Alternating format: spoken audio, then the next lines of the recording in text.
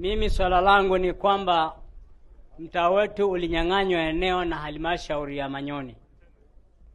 Wakati ule mtaa ulitenga eneo la jamii, huduma za jamii.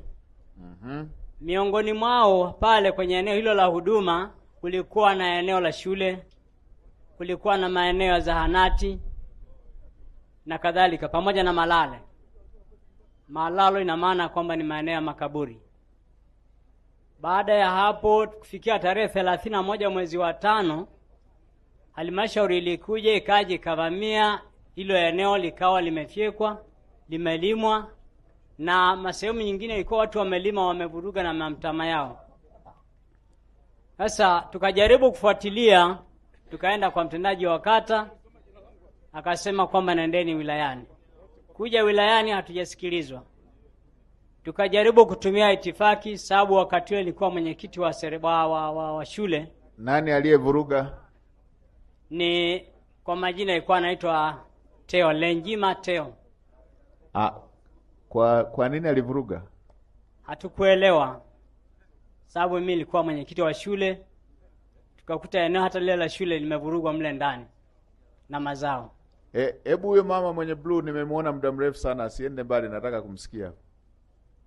Sogea karibu na mic hapo. Tutakusikiliza hapo baada ya huyu kuongea. Hebu baada ya kufuatilia ikawa utekelezaji hamna. Tukawa tunadanganywa na halmashauri ya wilaya, tutakuja kesho, hawajaja. Mwenyekiti wa halmashauri yuko wapi?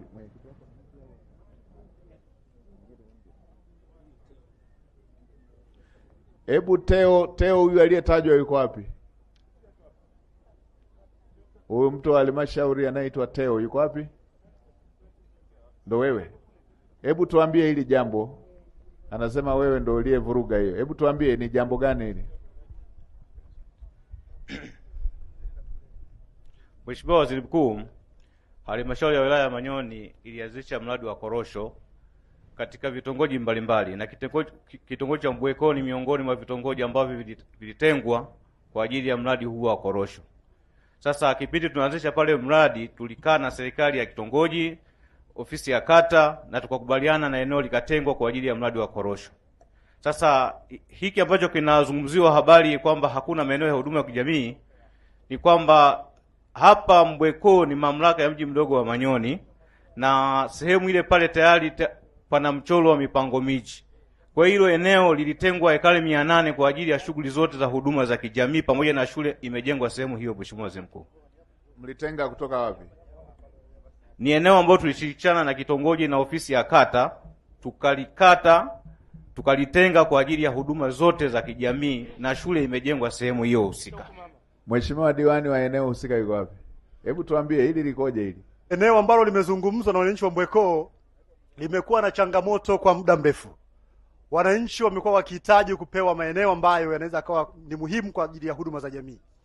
Sasa kwa muda mrefu tulivyochukua ile maeneo, mimi nikiwa sio diwani, nilikuwa mjumbe wa halmashauri kuu ya sehemu wilaya, nilijaribu kushiriki kupigania haki ile, lakini tulishukuru sana Teo wetu Bwana Lenjima alikuja na kutuahidi kutupatia angalau heka 500 kwa ajili ya huduma za jamii. Sasa wananchi kila siku, na mimi nimeingia kwa diwani mwaka jana, wamekuwa wakiniuliza zinakuja lini kupewa zile hekali 500.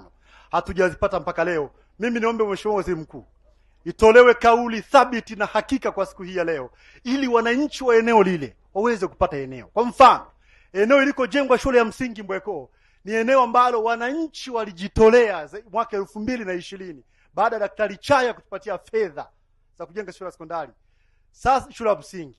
Sasa wanavyosema ile eneo lilikuwa ni eneo la uwekezaji, la hasha, ilikuwa ni eneo la watu, eneo la msunga, ni eneo la mwenyekiti, ndio waliopisha tukajenga shule, tukiamini tutakuja kuwakatia eneo kwenye eneo ambalo tulikuwa tumetenga maeneo yetu.